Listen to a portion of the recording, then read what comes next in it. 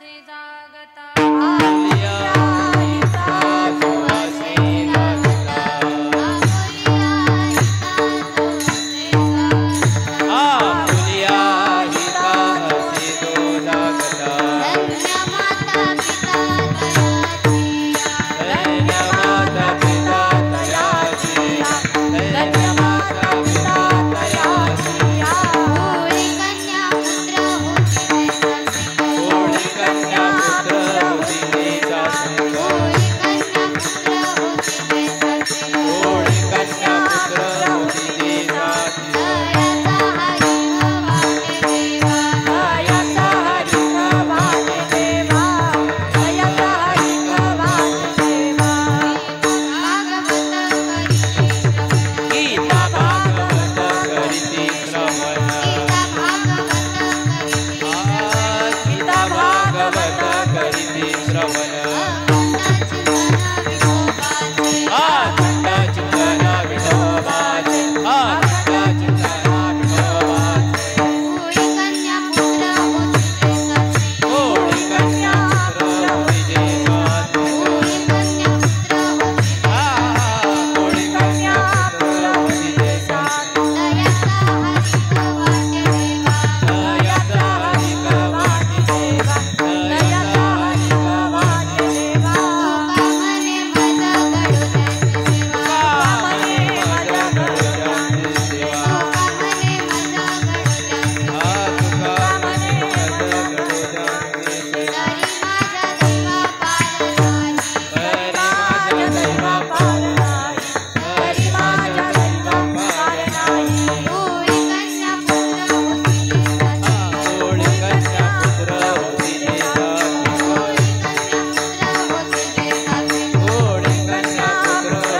देशाचे दयाचा हरिण वाटे देवा दयाचा हरिक वाटे देवा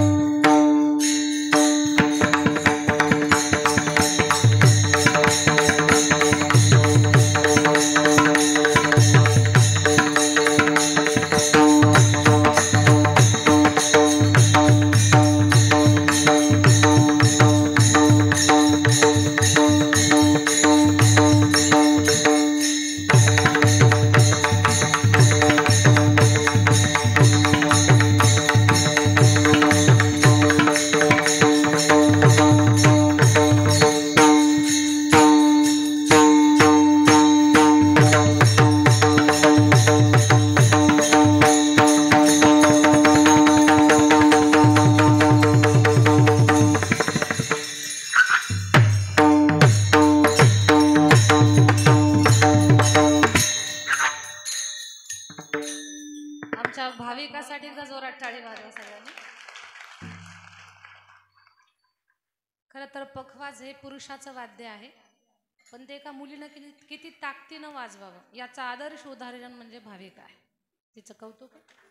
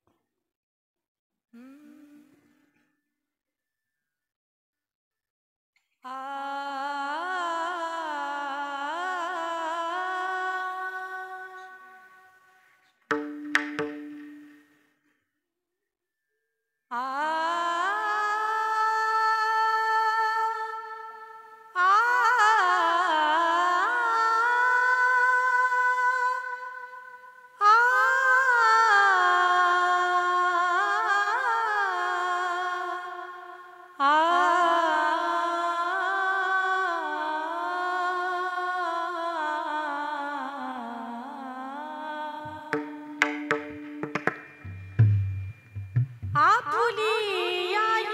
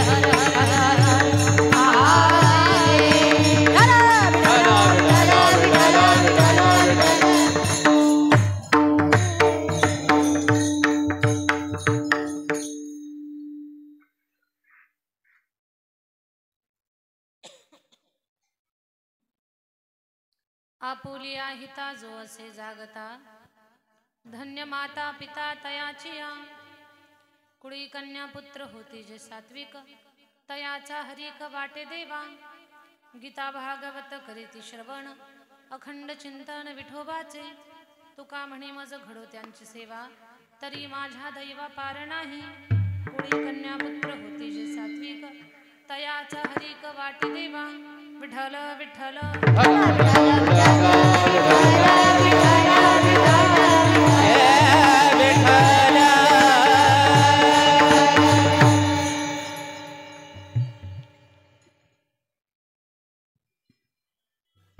पांडुरंगा करू प्रथम नमन पांडुरंगा करू प्रथम नमन दुसरे चरण संततिया दुसरे संततिया पांडुरंगा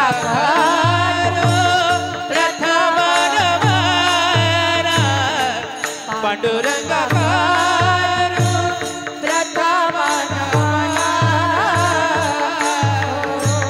दुसरे चरण संततिया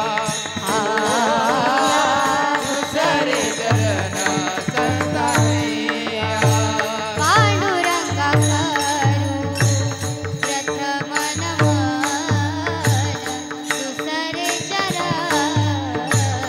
संततिया पांडुरंगा करू प्रथम नमन दुसरे चरण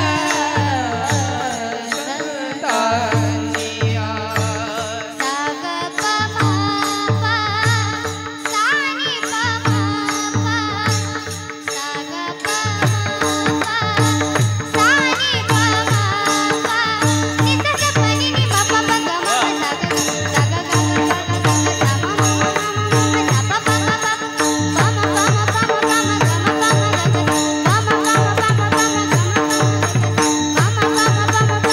पम ग ग पांडुरंगा करू प्रथम नमन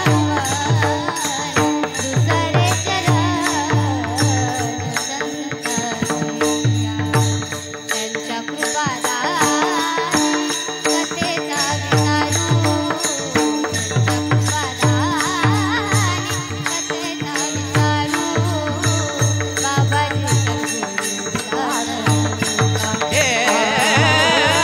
बाबाजी सद्गुरु दास हे पांडुरंग करू प्रथम नमन दुसरे चरण संतातिया बाबाजी सद्गुरु दास तुका पांडुरंग करू प्रथम नमन दुसरे चरण संतातिया दुसरे चरण संतातिया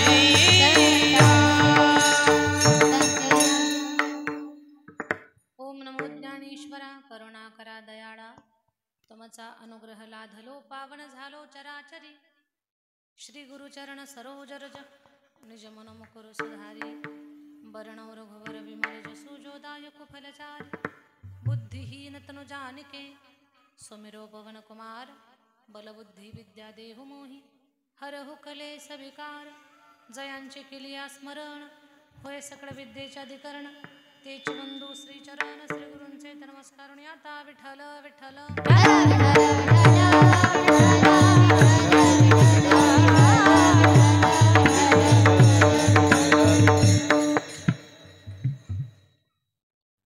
आपुलिया हिता जो असे जागता धन्य माता पिता तयाची या कुळी कन्या पुत्र होती जे सात्विक तयाचा हरिक वाटे देवा प्रस्तुत सेवेसाठी जगद्गुरु तुकोबारायांचा अभंग सेवेसाठी निवडलेला आहे. अभंग निवडण्या पाठीमागे कारण एवढंच की श्रीमान बाबासाहेब जे राईन्स यांचा आग्रह होता तिथे की आजच्या या कीर्तनाला तुम्ही हा अभंग घ्या म्हणून हा अभंग निवडला. आपल्या सगळ्यांना माहिती आहे कैलासवासी कचरू नाना राहीन्स यांचं प्रथम पुण्यस्मरण आहे. वारी हे गाव आहे आणि त्या पुण्यस्मरणाच्या निमित्तानं आज इथे या कीर्तन सोहळ्याचं नियोजन राहींज परिवारानं केलेलं आहे. खरं पाहता या परिवाराला प्रचंड दुःख आहे. दुःखांकित परिवार गंगा भागीरथी मंजुळाबाई कचरू राहींज पत्नी आहेत. गंगा भागीरथी लताबाई वसंत राहींज मुलगी आहेत. श्रीमान दिलीप कचरू राहींज मुलगा आहेत. चंद्रभान कचरू राहींज मुलगा. बाबासाहेब कचरू राहींज हे सुद्धा मुलगा आहेत. आणि रामचंद्र वसंत कौतके हे नातू आहेत.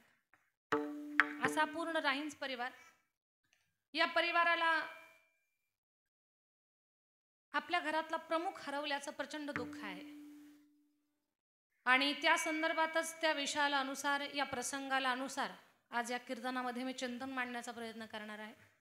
या कीर्तनासाठी बहुसंख्येनं इथे टाळकरी मंडळी उपलब्ध आहेत. सगळ्या टाळकऱ्यांना मस्तक हे पायावरी. या वारकरी संतांच्या सगळ्यांना सादरवंदन. गुणीजन मंडळी हरिभक्तपरायण गायनाचार्य विनायक महाराज हां आणि हरिभक्तपरायण गणेश महाराज. हरिभक्तपरायण गणेश महाराज सगळ्यांना सप्रेम जय हरी सादरवंदन. खूप चांगल्या पद्धतीची साऊंड सिस्टम आहे आपल्याकडे. मराठवाड्यातली पहिली मुलींची वारकरी शिक्षण संस्था की ज्या संस्थेमध्ये 250-300 मुली कीर्तनाचा अभ्यास करतात आणि बहुसंख्येनं मुली अभ्यास तर करतात पण खूप चांगल्या संख्येत त्या तयार होतात. तर अशी ही वारकरी शिक्षण संस्था मुलींची त्या संस्थेतल्या काही विद्यार्थिनी आहेत. त्याच्यामध्ये ज्या लेकराच्या मृदंग वादनाचं कौतुक आपल्या सगळ्यांना आहे. ती किती वाजवते हे महत्त्वाचं नाही पण तिच्या वाजवण्याचा आनंद आपल्या सगळ्यांना होतो. अशी आमची भाविका ताई तिच्यासाठी एकदा टाळी झाली पाहिजे. या छोट्या छोट्या विद्यार्थिनी आहेत. युवा कीर्तनकार शिवकथाकार भागवताचार्य आमच्या परमेश्वरी दिदी आज कीर्तनाच्या साथीसाठी आमच्या सोबत आहे. त्याबरोबर छोटी ज्ञानेश्वरी मसे खूप गोड गातं हे लेकरू. तिच्या गाण्याचं कौतुक करावं तेवढं कमी आहे. सुंदर कंठ परमेश्वरानं तिला दिलेला आहे. आणखी सर्व या परिसरातून पंचकृषीतून आलेले भाविक या राहींज परिवाराचे नातेवाईक आप्त इष्ट स्वजन सखे आपल्या सगळ्यांच्या मध्ये आपण परमेश्वराचं चिंतन पाहणार आहोत. खूप चांगल्या पद्धतीची साऊंड सिस्टीम आहे. साऊंडवाल्या दादाचं देखील तोंड भरून कौतुक आहे. थेट आपल्या राहत्याच्या भागातून एकरुखा या गावावरून आलेले आमचे अशोक भाऊ आंबेडकर आहेत. पुंतांबा या ठिकाणी मागच्या वर्षात माझं कीर्तन झालं होतं याच काळामध्ये. तर तिथले आमचे दीपक भाऊ डोके पाटील तर दीपक भाऊ कीर्तनासाठी आलेले आहेत आणि दीपक भाऊंचे गावकरी बरेच 7-8च्या संख्येनं सगळेजण इथे आलेले आहेत. तर ही सगळी मंडळी आणखी सर्व हरिभक्तपरायण मंडळी अज्ञानानं एखादं महत्त्वाचं नाव राहिलं असेल तर सर्व हरिभक्तपरायण मंडळी आपल्या सगळ्यांच्या मध्ये आपण परमेश्वराचं चिंतन पाहणार आहोत. आल्याबरोबर ज्यांच्या घरी आम्ही थांबलो असा वाळुंज परिवार आणखी सर्व ज्ञात अज्ञात हरिभक्तपरायण मंडळी सगळ्यांना सादरवंदन सप्रेम जय हरी.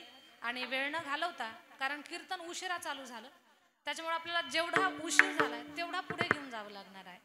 2 तासाची आपली सेवा आपण वेळेत पूर्ण करणार आहोत.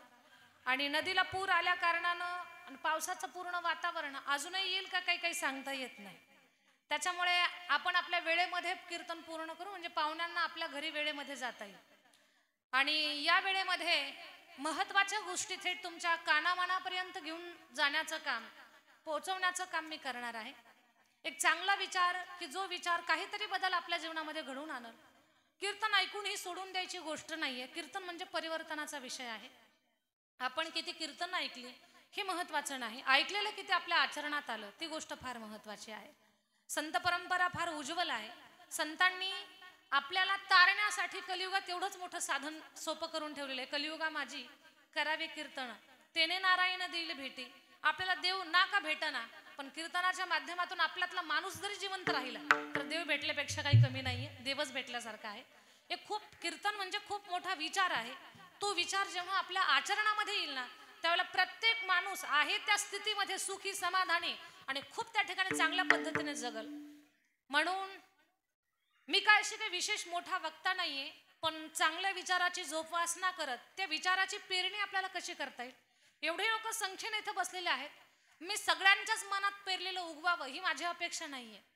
या माझ्या बोलण्याचा एका जरी मनावर परिणाम झाला आणि खूप चांगल्या पद्धतीने एक जरी विचार अवलंबामध्ये आणला तर हे कीर्तन सार्थकी होत असतं. या विचारानं हा आमचा आध्यात्मिक प्रवास चालू आहे. तर त्याच्यामध्ये या 2 तासाच्या वेळेमध्ये आपण चिंतन करण्याचा प्रयत्न करणार आहोत. विठ्ठल विठ्ठल विठ्ठला विठ्ठला विठ्ठला विठ्ठला विठ्ठला विठ्ठला हे विठ्ठला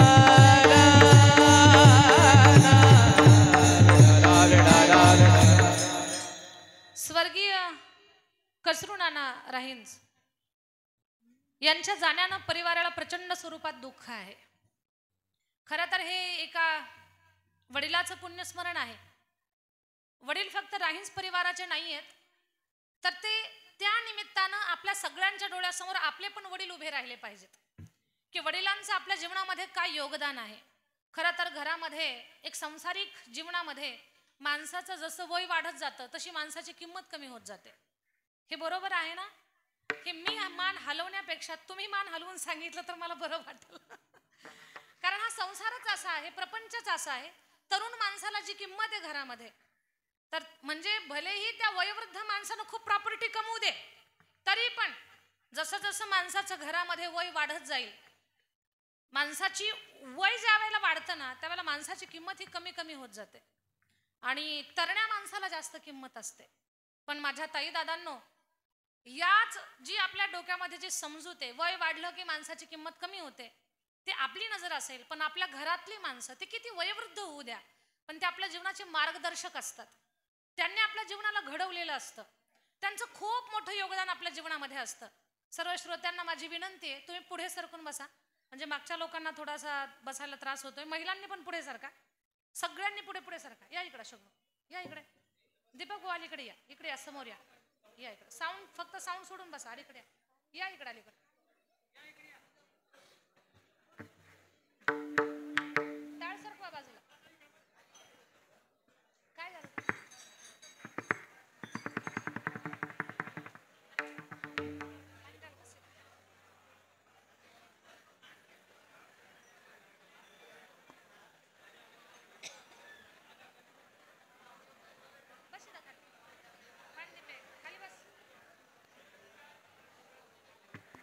बडबड नका करू, शांततेत पुढे सरका.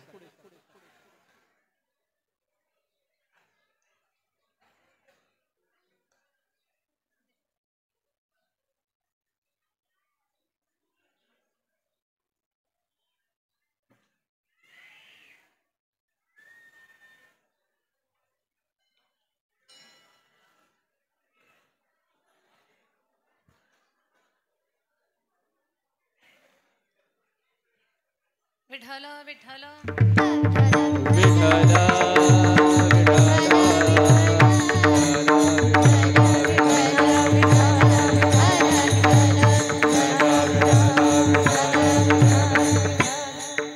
आपल्या घरातले आजी आजोबा, आपले आई वडील जसे जसे म्हातारे व्हायला लागतात तसे ते जणू काही काही कामाचेच नाहीत. आपल्या ते निरुपयोगी वस्तू आहेत अशी भावना आपण आपल्या मनामध्ये ठेवणं, तसा व्यवहार त्यांच्या सोबत करणं ही गोष्ट चुकीची आहे. खरं तर घरातली वयोवृद्ध माणसं जशी आपल्या घरातली ज्येष्ठ माणसांना आपल्या लेकरा बाळाला आपली संपत्ती मानत असतात की आपली मुलं ही आपली संपत्ती आहे, तसं त्या तरण्या पोरांनी, घर चालवणाऱ्या तरुणांनी आपल्या घरातली म्हातारी माणसं ही खरंच आपलं धन आहेत, खरी आपली संपत्ती आहेत, ही गोष्ट आपण समजून घेतली पाहिजे. माझा एक प्रश्न आहे तुम्हाला, फार सोपा प्रश्न आहे आणि त्या प्रश्नाचं तुम्ही सगळेजण खरं खरंच उत्तर देणार हे मला माहिती. माझा प्रश्न अगोदर सगळ्यांनी ऐकून घ्या आणि खरं खरं उत्तर देणार आहात. आपण जिथे पैसे ठेवतो, जिथे सोन्याचे दागिने ठेवतो, जमिनीचे कागदपत्र ठेवतो, त्याला आपण तिजोरी म्हणतो, बरोबर ना? जिथे आपण पैसे, सोन्याचे दागिने, जमिनीचे कागदपत्र, महत्वाच्या वस्तू ऐवज आपण जिथे ठेवतो त्याला आपण तिजोरी म्हणतो. खरं खरं सांगा, त्या तिजोरीची साफसफाई तुम्ही स्वतः करता का पगारी माणूस ठेवता? फक्त खरं बोलायचं. आणि जर कोणी पगारी माणूस ठेवतो असं जर म्हणत असेल तर त्याची पगार मी स्वतः देते. पण कोणीतरी एकानं वर हात करा, तिजोरीची साफसफाई करायला आम्ही माणूस ठेवतो म्हणून. खरं सांगा, तिजोरीची साफसफाई करण्यासाठी आपण पगारी माणूस ठेवत वारी आपण पगारी माणूस ठेवतो का? नाही ठेवत. ठेवून तर पहा, प्रयोग करायला काय हरकत आहे. आपण जर पगारी माणूस ठेवला तर तो सगळी सफाई करून जाईल, म्हणजे काहीच ठेवणार नाही, तो सगळं साफसूफ करून टाकल. घरातल्या तिजोरीची साफसफाई करणं हे आपण जसं स्वतःची जबाबदारी समजतो, तसंच आपल्या घरातली वयोवृद्ध माणसं ही आपल्या जीवनातली खरी तिजोरी आहे. त्यांची सुद्धा साफसफाई सेवा त्याच्यासाठी पगारी माणूस ठेवायचा नाही, आपण आपल्या हाताने करायची. ही गोष्ट जीवनामध्ये समजून घ्या. गडबडीमध्ये माझं लक्ष नाही गेलं, आमच्या सुरेखाताई माझ्या जवळ बसलेल्या आहेत. खूप वर्षापूर्वी आमच्या मठावरती मी सुरेखाताईंचं कीर्तन ठेवलं होतं आणि काल मला फोन आला सुरेखाताईंचा की दीदी आमचं गाव आहे. मला खूप आनंद वाटला. मी आत्ता लक्ष दिलं तुमच्याकडे, पाहिलंच नव्हतं. आनंद वाटला. हरिभक्त परायण सुरेखाताई आमच्या सांप्रदायिक भगिनी आहेत, त्यांचं देखील कौतुक आहे. विठ्ठल विठ्ठल हरा विठाला विठाला विठाला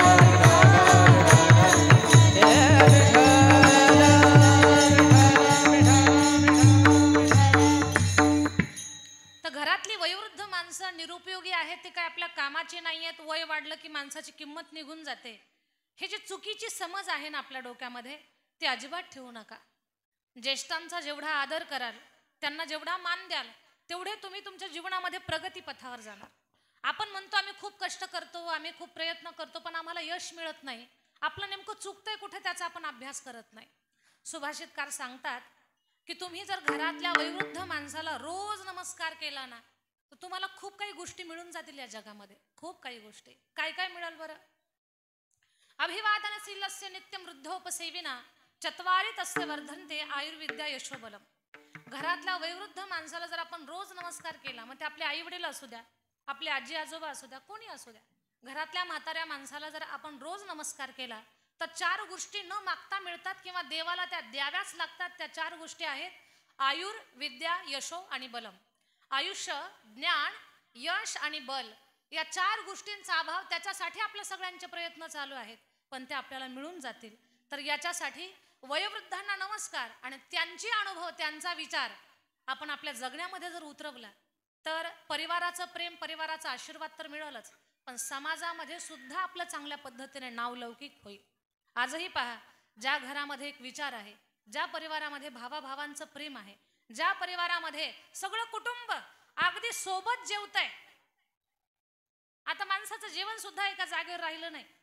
त्या मोबाईलमुळे माणसं एवढी बिघडलीत, किंवा काय म्हणतात ना त्याला, मोबाईलमुळे माणसं बधीर झाली. बधीर शब्द थोडासा जड वाटतोय हा, पण खरंच बधीर झाली हो. माणसं एवढी बधीर झाली की एक मोबाईलच्या एवढ्या आहारी गेला. आमचे महाराज लोक उदाहरण सांगतात, मोबाईल खेळता खेळता एक बहादर दुसऱ्याच्याच घरात शिरला. अरे ज्याला घरही कळाना, म्हणजे ते किती बधीर झालं विचार करा. जाऊन सोफ्यावर बसला, बायको दुसऱ्याचीच आवाज देतोय, पाणी आण. तिनं चप्पल घेऊन यायला पाहिजे होती हो, पण ती सुद्धा बधीर किचन मध्ये मोबाईल खेळत होती. स्वयंपाक तर करत होती, पण किचन मध्ये तिचं मोबाईल खेळायचं चालू. तिनं पण पाणी आणलं, देऊन टाकलं. कुणी पाणी दिलं त्याला लक्ष नाही, आपण कुणाला पाणी देतो याचं लक्ष नाही. तो पाणी पिला, ती किचन मध्ये गेली, घराचा ओरिजिनल मालक आला. आता प्रकरण किती महागात जाईल. घराचा खराखुरा मालक आला, पण तोही मोबाईल खेळतच आला. त्यानं पाहिलं सोफ्यावर दुसरंच आहे, याला वाटलं आपलंच घर चुकलं, रिटर्न गेलं आणि दुसऱ्याच्याच घरात घुसला. म्हणजे ही दुरावस्था, अशी माणसाची स्थिती या मोबाईलमुळे झाली. मोबाईल चांगला पण आहे आणि त्याचा जर आपण सदुपयोग केला नाही तर तो आपल्याला बधीर बनवतोय. घरामध्ये सायंकाळच्या वेळेला सगळ्या लोकांनी, आता दिवसभर तर आपापल्या कामामध्ये व्यस्त असतात. कुणी शेती करेल, कुणी उद्योग करेल, कुणी नोकरीला जाईल, कुणी कुठल्या कामात असेल, पण संध्याकाळच्या जेवणाला सगळ्या परिवारानं एकत्र या. आणि एकत्र आल्यानंतर तुम्हाला वेळ नाही ना, किमान जेवण करताना तरी सगळ्यांनी रामकृष्ण हरी म्हणा.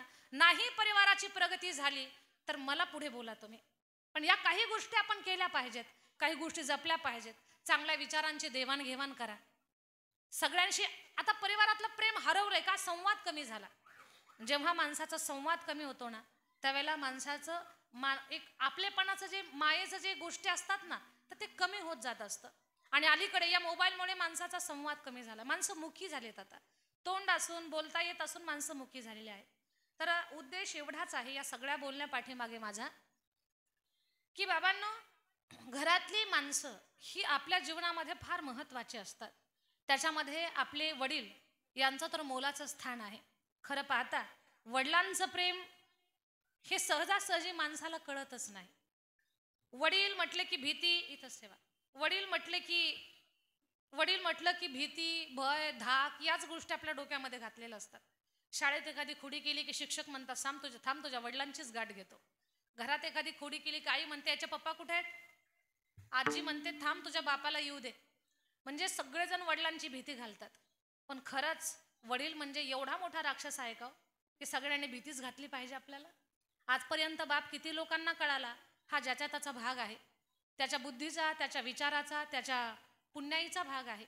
पण बाप कळण्यासाठी सुद्धा खूप काही गोष्टी लागतात. माझ्या ताई दादांनो, मी आज या तासाभराच्या कीर्तनामध्ये जास्तीत जास्त तुम्हाला वडील समजावून सांगण्याचा प्रयत्न करणार आहे.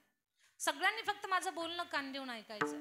माझ्या ताईंनो, मी वडील समजावून सांगणार आहे. हे कीर्तन ऐकत असताना तुम्ही कुणाची तरी आई आहात हे बाजूला ठेवून द्या. एवढ्या कीर्तनामध्ये तुम्ही कुणाची तरी मुलगी आहात, तुम्ही सुद्धा आपले वडील डोळ्यासमोर आणा की आपल्या वडिलांचं आपलं जीवन घडवण्यामध्ये किती मोठं योगदान असतं. आपण कधी विचार केलाय? फक्त आपण म्हणतो वडील म्हणजे आधार, वडील म्हणजे घराची भक्कम भिंत, वडील म्हणजे घराचा बुलंद दरवाजा, एवढंच आपल्या डोक्यामध्ये आहे. पण याच्याही पलीकडे वडील आहेत, पण ते कधी कुणाला समजलेच नाही. साहित्य जेवढं आईवर कविता तयार झाल्या, आईवर जेवढे ग्रंथ कादंबऱ्या तयार झाल्या, तेवढं बापावर साहित्य नाही झालं. म्हणजे साहित्यानं सुद्धा बापाला पाहिजे तो न्याय दिलेला नाही. माझं हे बोलणं तुम्हाला अजून व्यवस्थित कळावं याच्यासाठी सोपं करून सांगते. माय म्हटलं की असं अंतःकरण भरून येतं. आईनं तोंडावरून हात फिरवला की मखमल फिरल्यासारखा वाटतो, आणि बापानं तोंडावरून हात फिरवला की जेसीबीचा बकेट फिरल्यासारखा काय वाटतो आपल्याला? काय केलं बापानं का कळत नाही बाप आपल्याला. मुलीचं लग्न जमलंय, तिचं लग्न झालं, मुलगी सासरी वाटी लावताना चार चौघीच्या गळ्यामध्ये पडून रडणारी माय साऱ्या जगाला दिसते. ती माय साऱ्या जगाला दिसते आणि लोक म्हणतात बापरे पहा किती आईचं प्रेम आहे. आहे आईचं प्रेम, पण माझ्या ताईनो, माझ्या दादांनो, मुलीचं लग्न जमलंय त्या तारखेपासून उशीत तोंड घालून रात्र रडणारा बाप अजून का बरं जगाला दिसत नाही? चुलीच्या तोंडाला भाकरी भाजणारी माय साऱ्या जगाला दिसते, पण त्या पिठासाठी, त्या धान्यासाठी, भाकरीसाठी मनाचं पोतं पाठीवर घेऊन पळणारा बाप अजून जगाला दिसला नाही. रखरखत्या उन्हात खुरपणी करणारी माय साऱ्या जगाला दिसते, पण सारं जग झोपलं असताना रात्री शेतात पाणी भरणारा, दारे धरणारा बाप अजून का जगाला दिसला नाही? या प्रश्नाची उत्तर कधीतरी शोधा.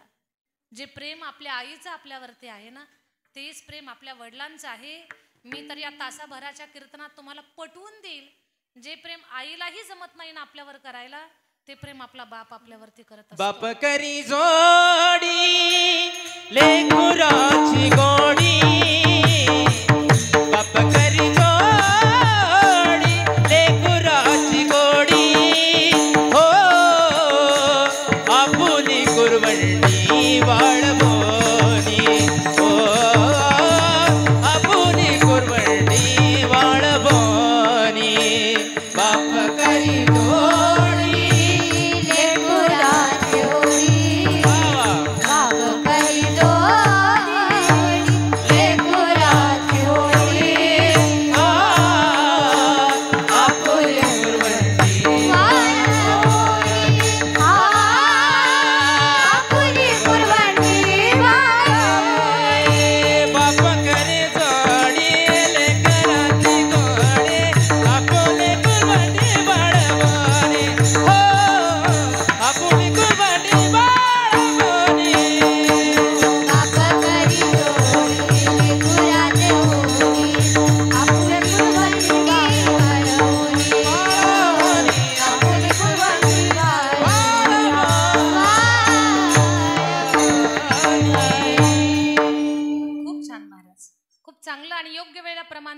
बाप करी जोडी लेकुराचे ओढी आपुली कुरवंडी वाढवणी, एकाएकी केला मी राशीचा धनी. आपल्या वडिलांचं खूप प्रेम असतं आपल्यावरती. मी तर तुम्हाला या वेळेमध्ये आईपेक्षाही आपले वडील आपल्यावर किती प्रेम करतात ते तुम्हाला सांगणार आहे. प्रसंग सांगेन मी तुम्हाला, आपल्या बापाचं किती प्रेम असतं आपल्यावरती. एक गोष्ट ऐका, साधी सरळ गोष्ट आहे. काही काही महाभाग म्हणतात आमच्या बापानं आम्हाला कुठं काय दिलं. खरंच म्हाताऱ्या बापाला कधीच हा शब्द वापरू नका, कधीच नका बोलू. कारण तुम्ही किती बोलात हे सगळं विसरून जाईल बाप, पण शेवटपर्यंत हे शब्द डोक्यात राहतील त्यांच्या. काही काही काय म्हणतात, आमच्या बापानं आम्हाला कुठं काय दिलं, दात घासायला माती सुद्धा ठेवली नाही म्हणतात असे काही काही महाभाग. आपल्या बापानं काय दिलं आपल्याला ही माहिती आहे तुम्हाला, पण तुम्ही अभ्यास नाही केला कधी, तुम्ही विचारच नाही केला त्या गोष्टीवर. जगाच्या बापाला जे देता आलं नाही ना, ते आपल्या बापानं आपल्याला दिलंय. विश्वाच्या मालकाला सुद्धा नाही जमणार ते द्यायला, ते त्यानं दिलंय आपल्याला, आपल्या वडिलांनी. काय दिलं? कुणी म्हणतं आमच्यासाठी पैसे नाही कमवून ठेवले, कुणी म्हणतं जमीन नाही घेऊन ठेवली, कुणी म्हणतं आम्हाला गाडी नाही, बंगला नाही, काहीच नाही केलं आमच्या बापानं आमच्यासाठी. कुठं काय दिलं?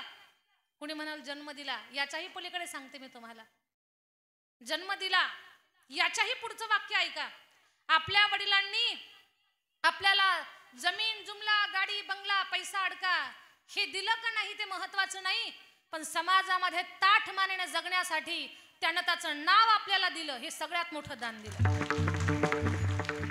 दुसरं काहीच मागू नका, कारण पैसा जमीन जुमला हे तुम्हाला तुमच्या प्रारब्धानं मिळणार आहे. अन्नमान धन हे तो प्रारब्धाधीन. वडिलांनी खूप खूप कमवून ठेवलं आणि तुमच्या नशिबात नसेल ना, तर तुम्हाला भेटणारच नाही ते, तो प्रारब्धाचा विषय.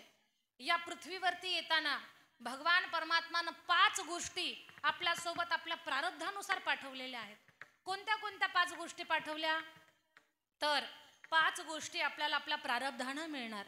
विवाहोर्थश्च मरणम अन्न जननमेवच, या 5 गोष्टी आपल्याला प्रारब्धानं मिळणार आहेत. कोणत्या? विवाह, लग्न हे कुठे होणार, कुणासोबत होणार, कधी होणार ही गोष्ट ठरलेली आहे. नाही तर बऱ्याच वेळेला असे अनुभव आपल्याला येतात किंवा असे प्रसंग आपण पाहतो, काही लोक अगदी दिल्लीपर्यंत स्थळ पाहतात तरी कुठंच जमत नाही पोराचं. दिल्लीपर्यंत पाहिलं म्हणे आता पोरगा मुंजाच राहणार, याचं कुठंच जमणार नाही. पण पाहिलं तर टुपकून गल्लीतच जमलं.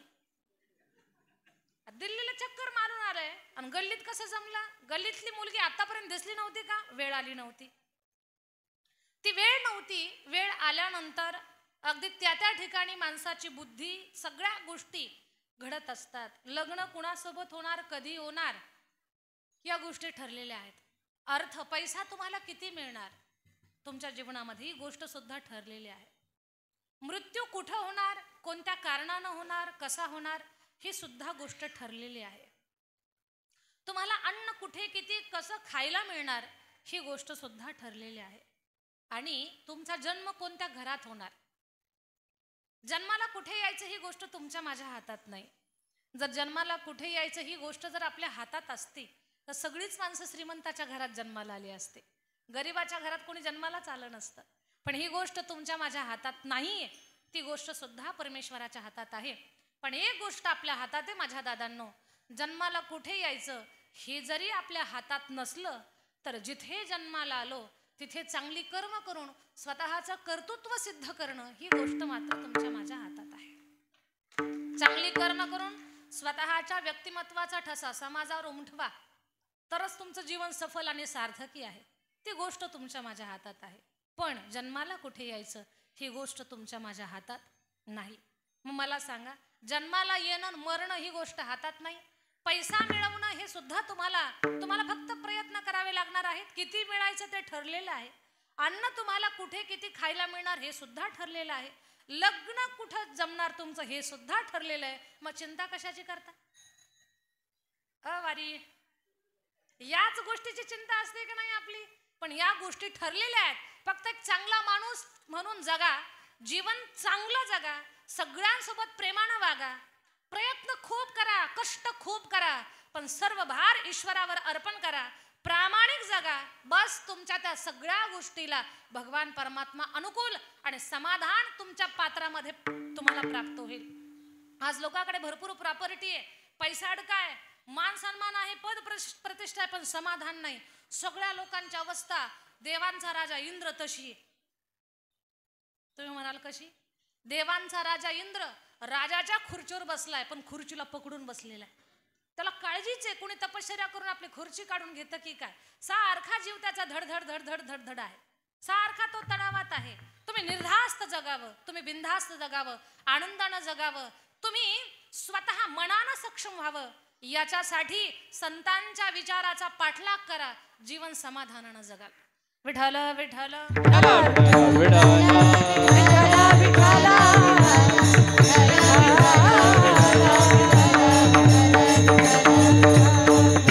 माझा मूळ मुद्दा एवढाच होता की माझ्या ताई दादांनो, की आपल्या वडिलांनी आपल्याला काय दिलं हा प्रश्नच कधी त्यांना करू नका. त्यांनी त्यांचं नाव दिलं, ही सगळ्यात मोठी गोष्ट दिली.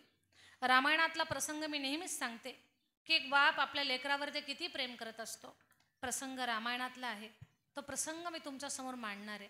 तो प्रसंग ऐकण्या अगोदर प्रेमानं आपण रामरायाचं भजन करणार आहोत.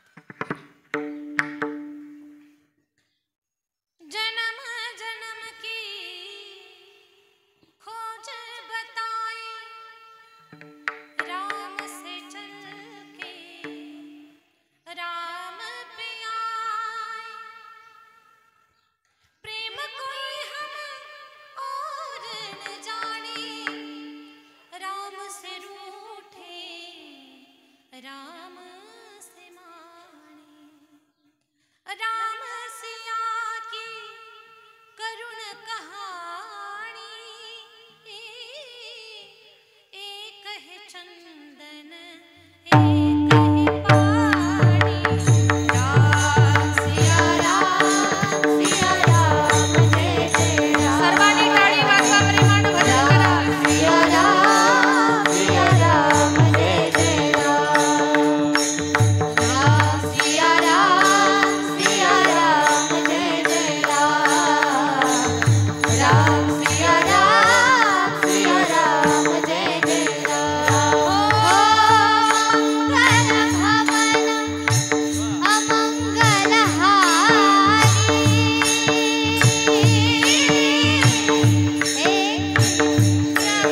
सुदशरथ अजर बिहारी, राम सिया राम जय जय राम. राम सिया राम जय जय राम.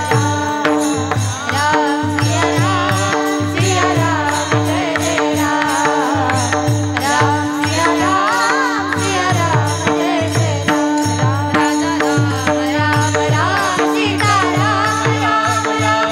राजा राम राम राम सीता राम राम. राजा राम राम राम सीता राम राम राम.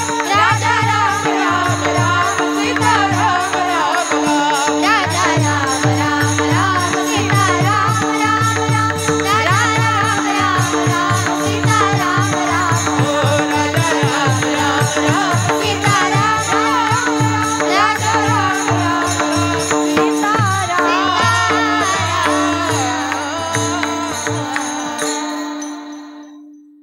रामायणातला प्रसंग तुम्हाला सांगणार आहे. ज्या राजकुमाराला राजगादी मिळणार होती, त्या राजकुमाराला वनवास मिळाला. खूप मोठा संयम आहे रामाकडे. राम आपल्या देशाची ओळख आहेत, पण चेहऱ्यावरती थोडं सुद्धा दुःख नाही आणि राज्य मिळणार होतं म्हणून आनंद सुद्धा नाही. हे संतुलन माणसाला राखता आलं पाहिजे. सुख दुःख, जीवन म्हणजे सुख दुःखांचा मेळ आहे.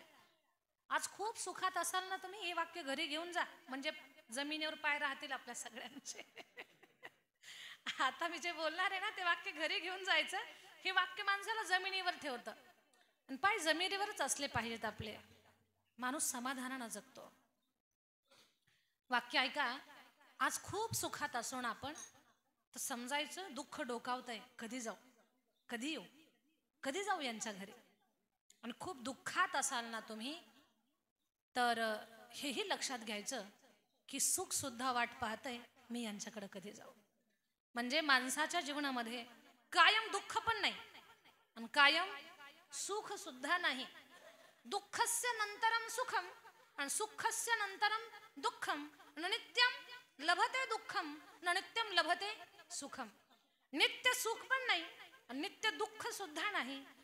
ऊन सुख आणि दुःख हा ऊन सावलीचा खेळ आहे. हे येणारच आहे आणि हे जाणारच आहे. पण या दोन्ही स्थितीमध्ये खूप सुखाचे दिवस असतील, खूप दुःखाचे दिवस असतील, तर भगवद्गीतेतला एक सारभूत शब्द लक्षात ठेवा, हेही दिवस जातील. खूप दुःखात आहात ना तुम्ही, प्रचंड दुःखामध्ये आहात, भाजीला तेल सुद्धा नाही तुमच्या घरात, डोक्याला लावायला तेल सुद्धा नाही, अंगाला साबण नाही, तुमच्या कपड्याला साबण नाही, तुमची चप्पल तुटलेली आहे, तुमच्या कपड्याला कितीतरी तुम्ही ठिगळं लावलेले आहेत. गोंधळू नका, गडबडू नका. जी जगण्यात अर्थच नाही असं अजिबात म्हणू नका. का? हेही दिवस जातील. कारण ही वेळ जाणार आहे, ही काय कायम तुमच्या सोबत राहणार नाही. पण खूप सुखात असाल, आलिशान जगताय, सकाळी एक पदार्थ खाल्ला, रात्री काय काय खावं अशी परिस्थिती तुमची, खूप तुम्ही आलिशान जगताय, त्यातही तुम्ही खूप असं स्वतःला अहंकारी बनवू नका. का? तर हेही दिवस जातील. कारण कायम सुख नाही आणि कायम दुःख नाही. या दोन्ही गोष्टींचा समतोल ज्याला राखता येतो, भले तो नावानं आणि अंशानं जरी राम नसेल तर त्याला राम म्हटलं तरी काही हरकत नाही. कारण राम तसे आहेत. राम प्रत्येक परिस्थितीमध्ये संतुलन राखताय. आनंद आलाय म्हणून खूप असं काही आनंदात उड्या मारतायत असं पण नाही, आणि दुःख आलंय म्हणून रडतायत असं पण नाही. दोन्ही स्थितीमध्ये सम आहेत. राम निघाले वनवासाला, पण जाताना विचार करतायत आपल्या आईला आपण किमान सांगितलं पाहिजे. आले आईकडे, आई मला आशीर्वाद दे बेटा, माझा आशीर्वाद अखंड तुझ्या सोबत आहे. आई 14 वर्ष पुरेल असा आशीर्वाद दे. बाळा 14 वर्षाची गोष्ट का करतो? आई मला राज आज्ञेनुसार अयोध्येची गादी नाही, 14 वर्षाचा वनवास मिळाला आहे. त्या बोलण्यामध्ये कसला तिरस्कार नाहीये बरं, कसला तिरस्कार नाही, द्वेष नाही, खूप सरळ बोलणं आहे रामाचं. मला 14 वर्ष वनवासाला जायचंय. हातातली पूजेची थाळी आईची धडामकन पडली. बेटा तुला कोणी सांगितलं वनवासाला पाठवायचं? आई राज आज्ञा आहे. नाही राघवा, तुम्ही मला सोडून वनवासाला जाऊ नका. माझ्या ताईंनो, जगातली अशी कोणती आई आहे की ती लेकराला वनवासाला पाठवल? वारी कोणीच नाही असं की आपल्या लेकराला वनवासाला पाठवल. कौशल्यमाई म्हणते नाही राघवा, नको रे नको रे नको रे जाऊ राम राघवा, मला सोडून जाऊ नका, मी तुमच्याशिवाय जगू शकत नाही. एका स्त्रीसाठी तिचं संतान तिचं सर्वस्व आहे. एखाद्या आईला विचार, आई तुझी खरी संपत्ती कोणती आहे? ती सांगते माझं लेकरू ही माझी संपत्ती आहे. रामा मी तुझ्याशिवाय जगू शकत नाही. आई तुम्ही रघुवंशाच्या परंपरेला आडव्या येणार का? ठीक आहे, तुझ्या हाताने मला मरण देन, मग कुठे जायचं ते जा. तुझ्या करे दे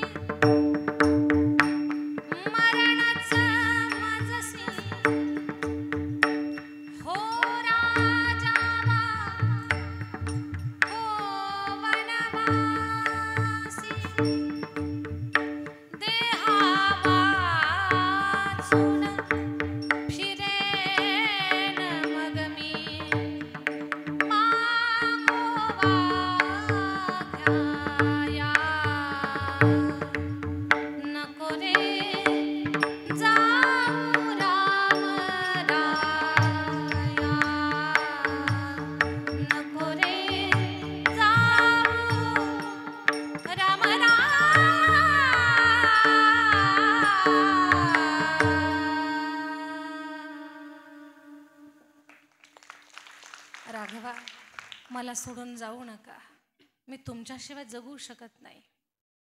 आई रघुवंशाची परंपरा तुम्ही मोडीत काढणार का? ही परंपरा ऐकली आपण, अनुभवतोय आपण, जपतोय तिला. रघुकुल रीती सदा चली आई, प्राण जाय पर बचन न जाय. रघुकुल रीति सदा चली आई, प्राण जाय पर बचन न जाई. ही रीत आहे. इथे परंपरा जपण्यासाठी प्राणही देतात या परंपरेतली लोक. मग तुम्ही आडव्या येणार काही? शांत झाली कौसल्यामाई. राम वनवासाला गेले. माझ्या ताईंनो, त्या आईची अवस्था काय झाली असेल विचार करा पाठीमागे. लेकरू मामाच्या गावाला गेलं तर वर्ष वर्ष फोन न करणारी बहीण दिवसातून 10 वेळा फोन लावते.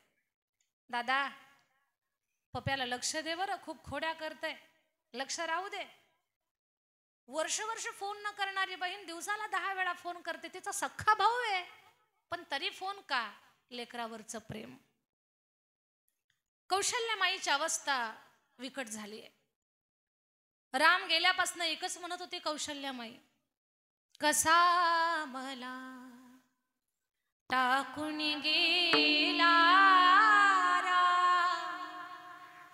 कसा मला टाकून गेला रामाविना माझा चैन पडेना रामाविना माझा चैन पडेना नाही जीवासी आराम कसा मला टाकून गेला राम मला टाकून गेला.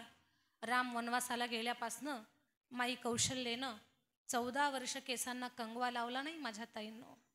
आरशात तोंड पाहिलं नाही त्या आईनं. तिच्या जिभेला चव कळाली नाही 14 वर्ष ती काय खाते म्हणून. अंगावरचं वस्त्र, राणी होती ती अयोध्येची, अंगावरचं वस्त्र मळकटलंय फाटलं याचं भान तिला नव्हतं. डोळे तिचे पाहत होते पण तिच्या डोळ्याला जगातलं काही दिसत नव्हतं, फक्त राम राम. कुणी म्हणन मला, ताई बापाचं प्रेम निघायला सांगायला निघालात आणि आईचंच वर्णन करायला लागलात तुम्ही, असं म्हणाल कुणी मला. पण मी अगोदर आई तुमच्या समोर एवढ्याच करता मांडली की मला बाप याच्या पुढे सांगायचं आहे. ही आई आहे.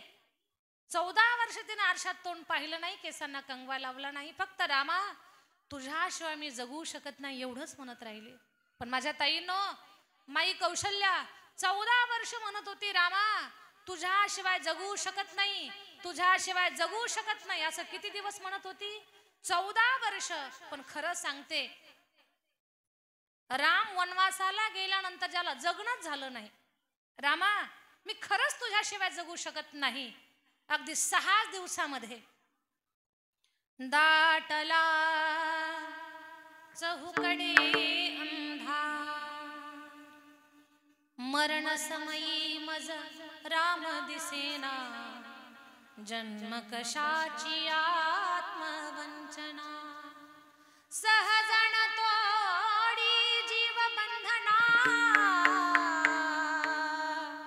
दाटला चहुकडे अंधार. कौशल्या मला माफ कर, तुझं लेकरू मी वनवासाला पाठवलं, मला माफ कर. सुमित्रा तुझा पुत्र मी वनवासाला पाठवला. उर्मिले मला माफ कर, तुझं सौभाग्य माझ्यामुळे वनवासाला गेलं. अयोध्येतल्या जनता नरनारींनो मला माफ करा, तुमचं श्रद्धास्थान तुमचा राजा मी वनवासाला पाठवला. सगळ्यांची माफी मागितली आणि मग शेवटी राजा दशरथानं राम राम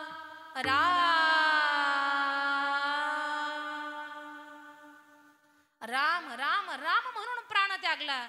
खरं सांगा, ज्याला जगणं झालं नाही, लेकरू गेल्यानंतर वनवासाला लेकरू गेल्यानंतर 6 दिवसामध्ये ज्यानं प्राण सोडला, असा जगातला पहिला बाप राजा दशरथ. हे बापाचं प्रेम आहे माझ्या ताई दादा. आपण म्हणतो फक्त आईच प्रेम करते, तसं नाही बरं. बापाचंही खूप विशेष प्रेम आहे. विजांचा कडकडाट, ढगांचा गडगडाट, नदीला दुथडी पाणी भरलंय, वीज चमकली तरच रस्ता दिसावा. पण ठरवलं 6 मारले बरं आपल्या मेहुण्यानं, पण आता हे 8वं मरू द्यायचं नाही. पडत्या पावसामध्ये पूर आले नदीमध्ये, टोपलीत लेकराला घालून पूर आले नदीत, लेकराचा जीव वाचवण्यासाठी स्वतःचा जीव धोक्यात घालणारा जगातला पहिला बाप कोण आहे? वसुदेव महाराज बाप आहे तो, आई नाही. मला काही आईला कमी नाही समजायचं, पण बाप कळावा बरं आपल्या सगळ्यांना. बापाचं प्रचंड प्रेम असतं आपल्यावरती, फक्त तो व्यक्त करत नाही, त्याला व्यक्त होता येत नाही. आई रडून मोकळी होते, पण बाप असा दगड ठेवून असतो. का? त्याच्याकडे खूप मोठा संयम आहे, तो ताबा ठेवतो स्वतःवरती. मला एकच सांगायचं आहे, प्रचंड प्रेम आहे आपल्या वडिलांचं आपल्यावर. खरं तर एक गोष्ट सांगेन मी तुम्हाला, बाप कळावा म्हणून मी आता तुलना केली, पण खरंच आई आणि वडील या दोघांच्या प्रेमाला कधीच तराजू लावू नका, कधीच लावू नका. की आई एवढं प्रेम करते, वडील तेवढं प्रेम करतात, नाही नाही, अजिबात नाही. दोघांचं सारखंच प्रेम असतं. त्या प्रेमाला कधी तराजू लावायचा नसतो, त्या प्रेमाची कधी वाटणी करायची नसते, त्या प्रेमाला कधी कुठल्या वेगळ्या विशेष नजरेनं पाहायचं नसतं. ते प्रेमच विशेष असतं, त्याच्यामुळे त्याला वेगळं पाहण्याची काही गरज नसते. आई वडिलांचं प्रेम लक्षात घ्या. समुद्राची शाही केली, मेरू पर्वताची लेखणी केली आणि पृथ्वीचा कागद केला, आणि गणपती बाप्पा जरी लिहायला बसला तरी आई आणि वडील लिहिल्या जाऊ शकत नाहीत. एवढं प्रेम आहे त्यांचं आपल्यावरती. विठ्ठल विठ्ठल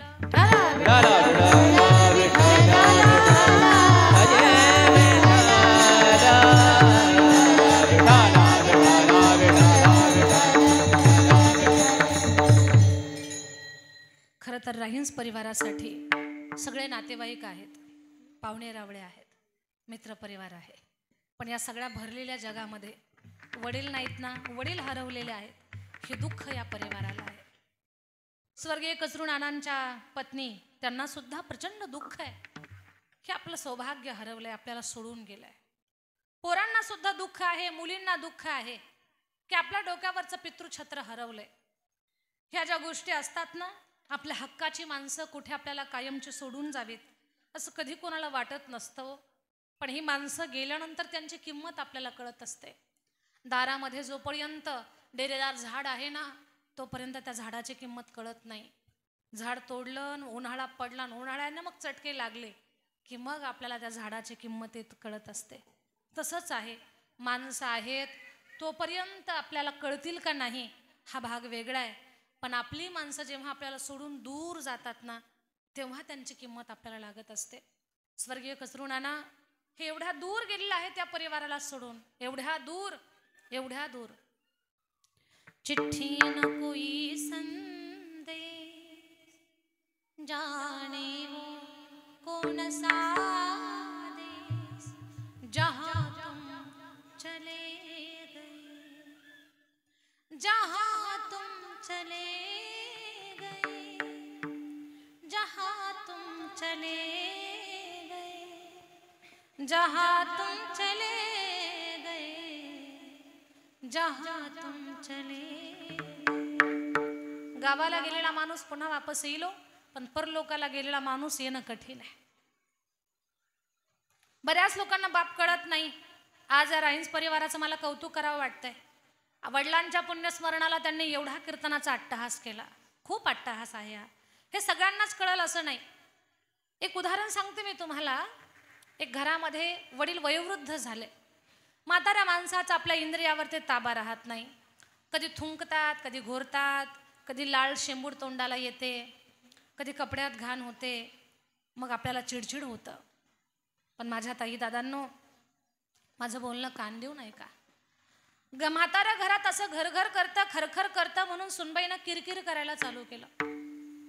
तिच्या किरकिरीनं त्या गृहस्थाचा मुलगा आणि या स्त्रीचे पती म्हणजे तो मुलगा घरातला प्रमुख, त्यानं निर्णय घेतला बापाला वृद्धाश्रमात टाकायचं पत्नीच्या किरकिरी कारणानं.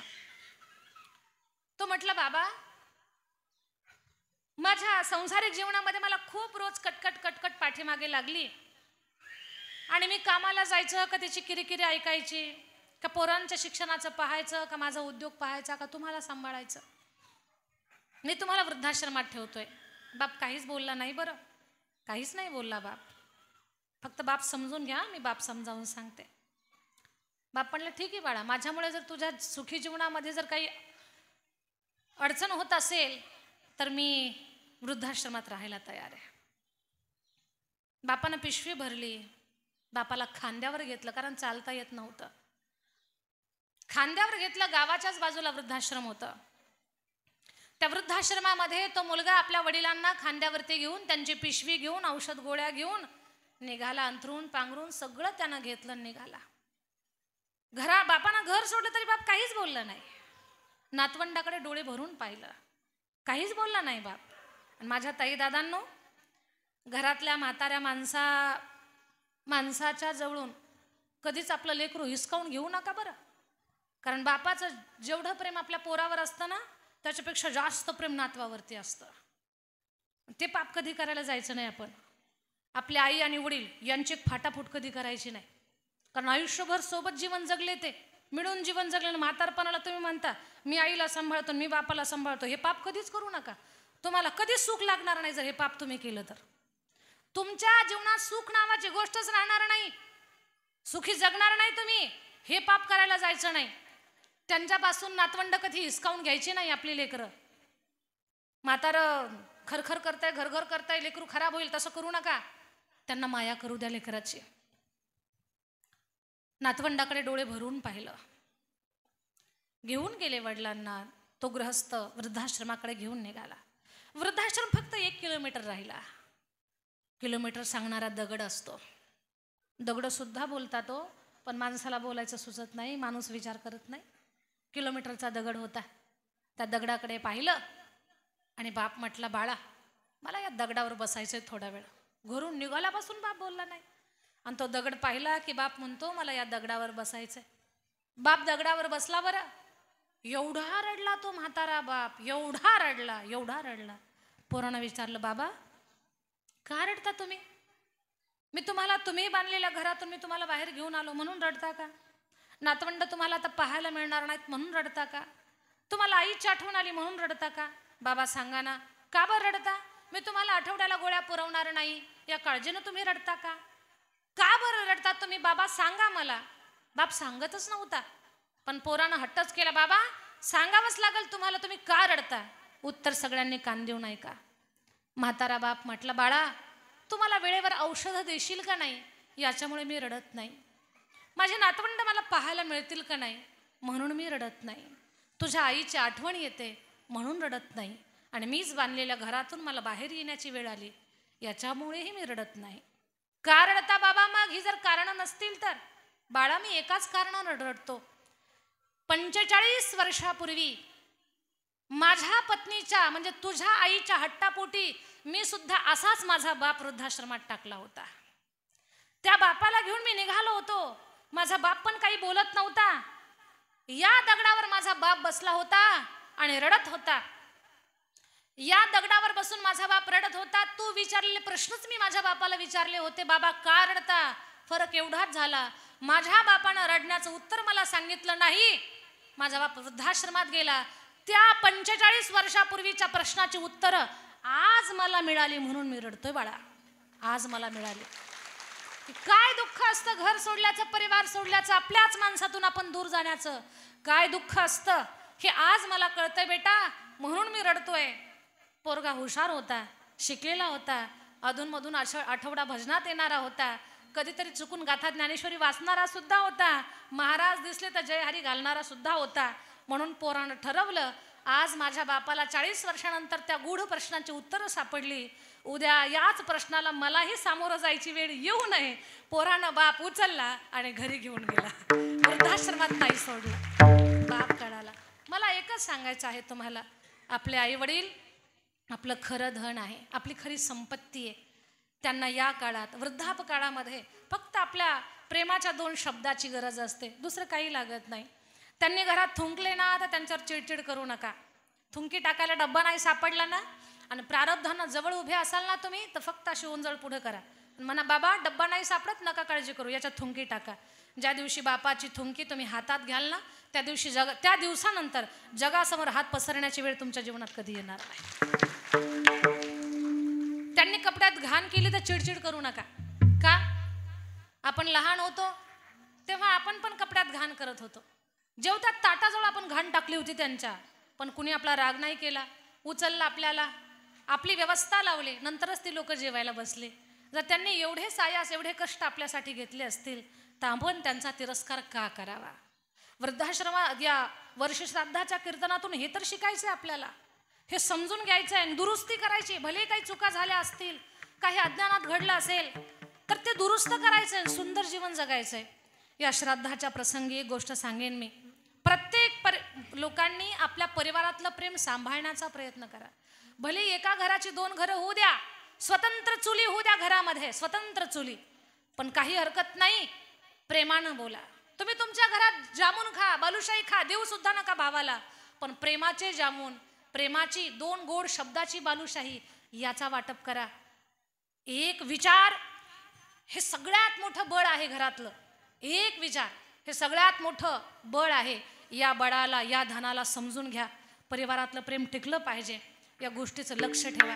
आणि खऱ्या अर्थानं आपल्या परिवारातले ज्येष्ठ माणसं जर गेले असतील ना, उदाहरणार्थ वडील गेले, आई गेले, तर यांच्यासाठी खरी श्रद्धांजली कोणती आहे?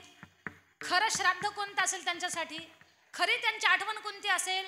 कीर्तन करणं तर हा आपल्या श्रद्धेचा भाग आहे, पण परिवारातला एकोपा ही सगळ्यात मोठी श्रद्धांजली त्यांच्याकरता. दुसरी कोणती श्रद्धांजली नाहीये. काय सांगू तुम्हाला, रामायणातला प्रसंग, काय बंधुप्रेम होतं. एका भावानं भावासाठी राज्य आणि परिवाराचा त्याग केला आणि भावाच्या मागे वनवासाला गेला. लक्ष्मणजीनं भावासाठी 14 वर्ष उपवास धरला आणि 14 वर्ष झोपेचा त्याग केला. हे बंधुप्रेम आहे. लक्ष्मणजी आपल्या दादासाठी 14 वर्ष अन्न खात नाहीत आणि 14 वर्ष झोपतच नाहीत. बिना अन्नाचा आणि बिना झोपेचा माणूस राहील का? पण लक्ष्मणजी टिकले कसे? त्या बंधू प्रेमाची ताकदच अशी आहे. भाऊ भावाची भुजा असते, भाऊ भावाची ताकद असते. फक्त हे ज्या दिवशी कळेल आणि परिवार प्रेमानं राहील, त्या दिवशी गेलेल्या लोकांना खऱ्या अर्थानं मनाला शांती लाभेल, त्यांच्या आत्म्याला शांती लाभेल. परिवारातलं प्रेम टिकलं पाहिजे. लक्ष्मणजीनं भावासाठी खूप मोठा त्याग केला. ज्यावेळेला राम वनवासाला गेले, भरतलाल भेटायला आले. रामानं वनदेवीला प्रार्थना केली, हे वनदेवी, ज्या वाटेवरनं मी चित्रकूटापर्यंत आलो ना, त्या वाटेवरले सगळे काटे वेचून घे. ऐकता ना तुम्ही? वारी बोलणं वाऱ्यावर जाऊ देऊ नका, बोलणं ऐका माझं. राम म्हणतात, वनदेवी, मी ज्या वाटेवरून चित्रकूटावर आलो ना, त्या वाटेवरले सगळे काटे वेचून घे. देवी म्हटली, का? देवा, वनवास आता तुम्हाला पूर्ण नाही करायचा का? वापस जायचंय का तुम्हाला अयोध्येला? नाही नाही, वापस नाही जाणार मी. मग का वेचायला सांगता काटे? त्या वाटेवरनं माझा भरत येतोय मला भेटण्यासाठी. देवा, तुमचा भरत एवढा नाजूक आहे का की त्याला काटे टोचतील म्हणून तुम्ही म्हणताय की काटे वेचून घे? एवढा नाजूक आहे तुमचा भरत? क्षत्रियाचं पोरग आहे ते, आणि क्षत्रिय तर अंगावर तलवारीचे वार घेतात, काटे सहन होईना तुमच्या भरताला. वनदेवी, माझा भरत क्षत्रिय आहे, वार अंगावर घेतो आम्ही, काट्याला घाबरत नाही. जिथे तलवारीला घाबरत नाही तिथे काट्याला काय घाबरणार? पण तरीही काटे वेचून घ्या. देवा, का? तर देवानं सांगितलं, वनदेवी, इकडे येत असताना जर माझ्या भरताच्या पायात काटा टोचला तर माझा भरत एवढा रडल. का रडल? विचार करल, हा काटा मला एवढा त्रास देतोय, माझ्या दादाला किती त्रास झाला असेल या काट्यांचा, म्हणून तो रडल. हे बंधू प्रेम आहे. राम भरताचा विचार करतात का? तर भरत रामाचा अखंड विचार करतात. आणि विचार करा पुढे, भरतजी वनवासात गेल्यानंतर काय म्हणतात? दादा, तू अयोध्येला जा, मी वनवास भोगतो. हे जमल काय आपल्याला? वारी हे जमत नाही आपल्याला. पण भरतजी म्हणतात, मी वनवास भोगतो, दादा तुम्ही जा. राम म्हणतात, नाही भरता, तुम्हाला गादी मिळाली हे तुमचं प्रारब्ध आहे, मला वनवास भेटला हे माझं प्रारब्ध आहे. तुम्ही सगळेजण अयोध्येला वापस जा, तुम्ही अयोध्येच्या गादीवर बसा. नाही, भरतही एवढे निष्ठावंत आहेत. 14 वर्ष राजगादीवर पादुका ठेवल्या, पण गादीवर नाही बसले भरतजी. गावात सुद्धा नाही राहिले, नंदीग्रामात राहून त्यांनी अयोध्येची सेवा केली, पण त्यांनी अयोध्येच्या राजगादीवर बसले नाही. राम सुद्धा किती विशेष आहेत बरं, की ज्या राजासाठी गादीनं 14 वर्ष वाट पाहिली, माणसांनी वाट पाहिली काय नवले, गादी सुद्धा 14 वर्ष वाट पाहत होती. एवढे श्रेष्ठ आहेत राम. रामचरित्रातून आपण बंधुप्रेम शिकावं. या प्रसंगातून, या वर्ष श्राद्धाच्या प्रसंगातून आपल्यातलं चांगुलपण जिवंत व्हावं, आपली माणुसकी विकसित व्हावी, आपल्या सगळ्यांच्या अंतकरणामध्ये आई वडिलाविषयीचा भरलेला भाव जागा व्हावा, प्रत्येक कुटुंबामध्ये, प्रत्येक परिवारामध्ये प्रेम जागा व्हावं, सगळ्यांनी मिळून अध्यात्म जपावं. आणि सामाजिक उन्नती, जेव्हा एका परिवाराचा विकास होईल ना, त्यावेळेला समाजाचा विकास आपोआप झाल्याशिवाय राहणार नाही. विठ्ठल विठ्ठल हरा विठ्ठल विठ्ठल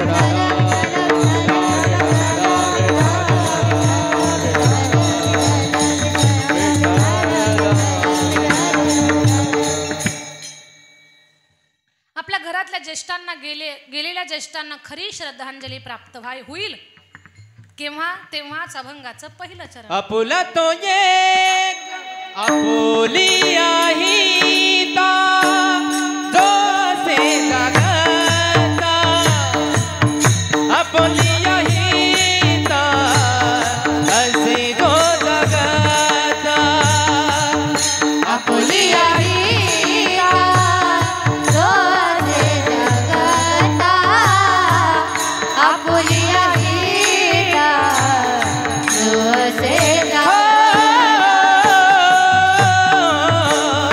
आपुली आहिता जो से जगता आपुली आहिता जो असे जगता आपुली आहिता जो से जगता आपुली आहिता जो से जगता धन्य माता पिता दयातिया धन्य माता पिता दयातिया धन्य माता पिता दयाचिया धन्य माता पिता दयाचिया गोळी कन्या पुत्र होती देता पिता गोळी कन्या पुत्र होती देता पिता गोळी कन्या पुत्र होती देता पिता गोळी कन्या पुत्र होती देता पिता कोळी कन्या पुत्र होती देता कोळी कन्या पुत्र होती देता कोळी कन्या पुत्र होती देता कोळी कन्या पुत्र होती देता आपोली आहिता दोसे जागता धन्य माता पिता दयातिया धन्य माता पिता दयातिया आपुली आहिता जोसे जगता धन्य माता पिता दयातिया धन्य माता पिता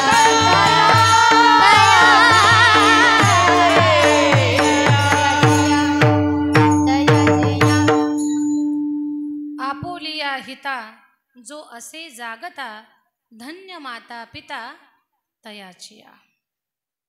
जो स्वतःच्या हिताच्या ठिकाणी जागा आहे त्या लेकराच्या आईवडिलाला धन्यता आहे. मग हिताच्या ठिकाणी जागा कोण आहे बरं? जागा रात्रभर टीव्ही समोर जे जागे आहेत त्यांना काय जागं म्हणायचं का? नाही. ज्यांना देव देश आणि धर्म कळतो ना त्यांना जागा म्हणावं आपण. ज्यांना देव कळाला, ज्यांना देश कळाला, ज्यांना धर्म कळाला, देव देश आणि धर्मापायी प्राण घेतलं हाती, शूर आम्ही सरदार आम्हाला काय कुणाची भीती. ज्यांना देव कळाला, देश कळाला, धर्म कळाला ती माणसं जागे आहेत. बऱ्याच वेळेला जागं कोण आहे याची व्याख्या त्याची गफलत होते आपल्याकडनं. काही लोक रात्रभर भजन करतात, पहाटच कुणाची तरी मका कापतात आणि स्वतःच्या म्हशीला टाकतात. त्यांना जागा म्हणायचं का हो? ते जागे असून झोपलेले आहेत. एका बाईनं तर काल्याचं कीर्तन ऐकलं, काला ऐकून घरी निघाली. घरी जाताना गल्लीत एका छोट्या लेकरानं घरातला देव तांब्या दारात फेकला. बाईने टुपकन उचललं, पदरात घातलं, हो गेली ना घराला. तिला काय काला कळाला? काहीच नाही कळालं. यांना जागं म्हणताच येत नाही. एवढं कळू द्या आपल्याला, आपले आई वडील कळू द्या, त्यांना कसं जपलं पाहिजे हेही कळू द्या, तर तो व्यक्ती धन्य आहे, त्याचे आई वडील धन्य आहेत. या राईन्स परिवाराचं कौतुक आहे. वडिलांच्या आठवणीमध्ये त्यांनी हरिकीर्तनाचं नियोजन केलं. ही सद्बुद्धी या परिवाराला जी निर्माण झालेली आहे ना, हे सुद्धा आई वडिलांचे उपकार, आई वडिलांचे संस्कार आहेत. त्या संस्कारातून ही यांची जागृती आहे.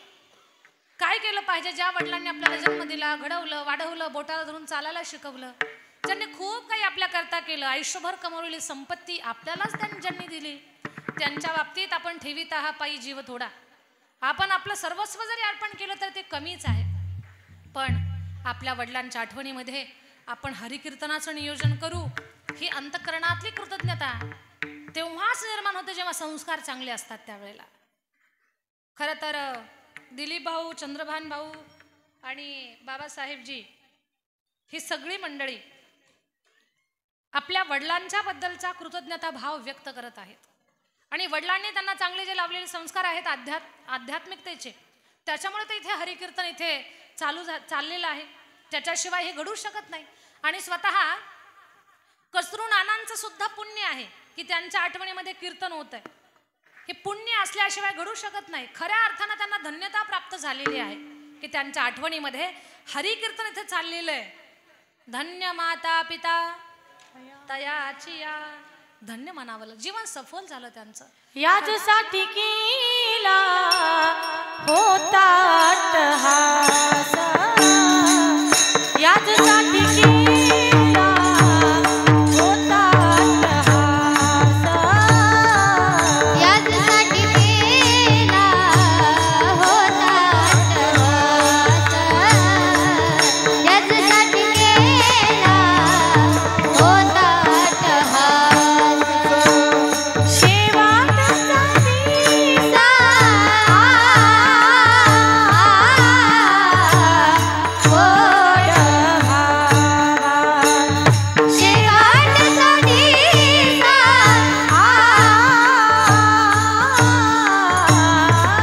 गोड भावा. आता निश्चितीने पावलो विसावा, आता निश्चितीने पावलो विसावा. शेवाटचा दिसा गोड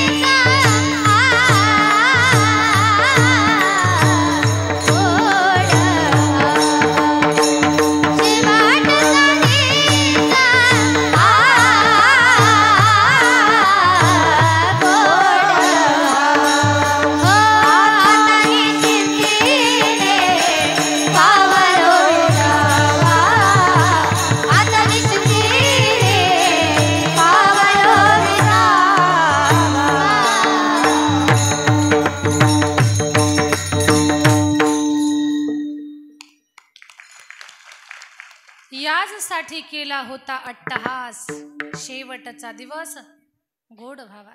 याच्यासाठी प्रत्येकाचा प्रयत्न असला पाहिजे बरं का? कारण सगळ्यांना जायचं, इथं कोणी अमर नाही.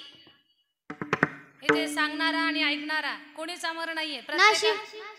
नाशिवंत देह जाणार सकाळ, नाशिवंत देह जाणार सकाळ, नाशिवंत देह जाणार सकाळ, नाशिवंत देह जाणार सकाळ. नाशिवंत देह जाणार सकळ, नाशिवंत देह जाणार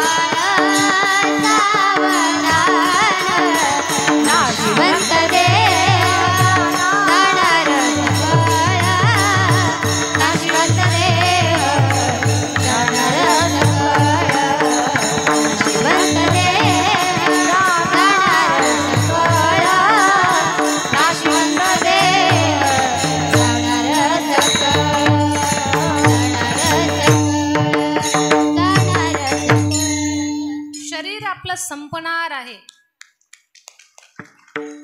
हे सत्य आहे. जायचंय आपल्याला, पण शेवट गोड झाला पाहिजे.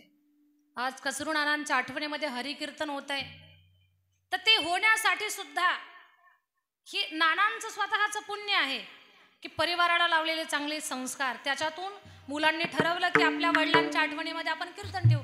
लक्षात घ्या, धन्य माता पिता तेच आहेत की जे पोरांना चांगले संस्कार लावतात आणि आईवडिलांच्या आठवणीमध्ये जी मुलं चांगलं कर्तृत्व, चांगलं कर्म करतात. मदालसा आपण ऐकलेली आहे. ती मदालसा एका राजाची पत्नी. मूल जन्माला आलं की त्या पाळण्यातल्या लेकराला त्यानं उपदेश करावा. बाळा, हा सगळा खोटा माया जाळ आहे, स्वतःच्या उद्धाराचा विचार कर. हा देह नाशिवंत, मळमूत्राचा बाधा, वरी चर्म घातले रे कृमी कीटकांचा साधा. समजावून सांगावं तिनं. लेकरू मोठं झालं, वयात आलं की त्यानं वैरागी व्हावं, निघून जावं. बऱ्याच लेकराला तिनं, जन्माला आल्या लेकराला तसाच उपदेश करायचा. राजा म्हटला, अगं हे शेवटचं लेकरू तले राज्यकारभार पाहण्यासाठी तर राहू दे, अशी कशी आई आहेस तू, लेकराला बैरागी बनवतेस. पण मला तुला दोष द्यायचा नाही, पण या लेकराला तू उपदेश करू नको पाळण्यात असताना. ठीक आहे स्वामी, तुमची इच्छा आहे ना, राज्याला वारस पाहिजे, याला उपदेश नाही करत, पण ही गोष्ट मी त्याच्या गळ्यात ताईतात बांधते. भोजपत्रावरती काहीतरी लिहिलं तिनं, त्याची पेटी बनवली आणि गळ्यात घातली. लेकरू लहानाचं मोठं झालं, ते काही कुठं गेलं नाही सोडून. पण आता हे वानप्रस्थ जीवन, म्हणजे वानप्रस्थ अवस्थेला प्राप्त झालेले होते राजा मदालसा. त्या दोघांनी वनगमन करायचं ठरवलं, वनात जायचं ठरवलं. पोरगा म्हणतो, आई बाबा तुम्ही मला सोडून जाणार, मी आता हे राज्य कसं चालू? एखादं संकट आलं तर मी कुणाला मदत मागायला जाऊ? एखादी अडचण आली, तणाव झाला तर त्याच्यातून मी बाहेर कसा निघू? मला कोण दिशा दाखवणार? कोण आहे मला मार्गदर्शक? आईनं सांगितलं, बेटा मी चालले, आम्ही दोघंही तुला सोडून चाललोय, पण ज्या वेळेला खरंच अशी परिस्थिती निर्माण होईल, तुझ्यावर अडचणी येतील, संकट येतील, बुद्धी गोंधळून जाईल, कुठला निर्णय घेता येणार नाही, काय करावं हे सुचणार नाही ना, त्यावेळेला तुझ्या गळ्यात एक ताईत आहे. त्या ताईतात मी एका पत्रावरती लिहिलंय काहीतरी, तर ते लिहिलेलं तू वाच. ते वाचलं तरी तू अडचणीतून बाहेर येशील, तुला दिशा सापडेल. त्यावेळेला मग बरेच काही दिवस झाले, राज्यकारभार व्यवस्थित चालला. आणि एक दिवस त्या मुलाची अशी गोंधळल्यासारखी अवस्था झाली. धन्य माता पिता कोण आहेत ते मला सांगायचं तुम्हाला. गोंधळल्यासारखा झाला मुलगा. विश्वासपात्र मित्र जवळ नाही, विश्वास कोणावर ठेवू ते काही त्याला कळना, निर्णय कसा घेऊ ते त्याला समजना, मी स्थिर कसा होईल हे त्याला कळेना. मग लक्षात आलं, आईनं सांगितलं होतं गळ्यातल्या ताईतात काहीतरी ठेवलंय. कारण त्या पेटी खोलली, भोजपत्र उघडलं, त्याच्यावर लिहिलं होतं, बेटा ज्यावेळेला गोंधळशील ना, त्यावेळेला दुर्जनाच्या संघाचा त्याग कर, संताच्या संगतीमध्ये राहा, आणि संताच्या संगतीतूनच तुला तुझं जीवन स्थिर करण्याची दिशा मिळेल. हे त्यानं वाचलं आणि तो अडचणीतून बाहेर आला. हे का सांगते मी तुम्हाला? तर जी आई वडील लेकरांना चांगले संस्कार लावतात किंवा जीवन जगण्याची सामुग्री, संपत्ती नाही, विचाराचं धन देतात ना, ते मायबाप धन्य. धन्य माता पिता तयाची या विठोबा विठोबा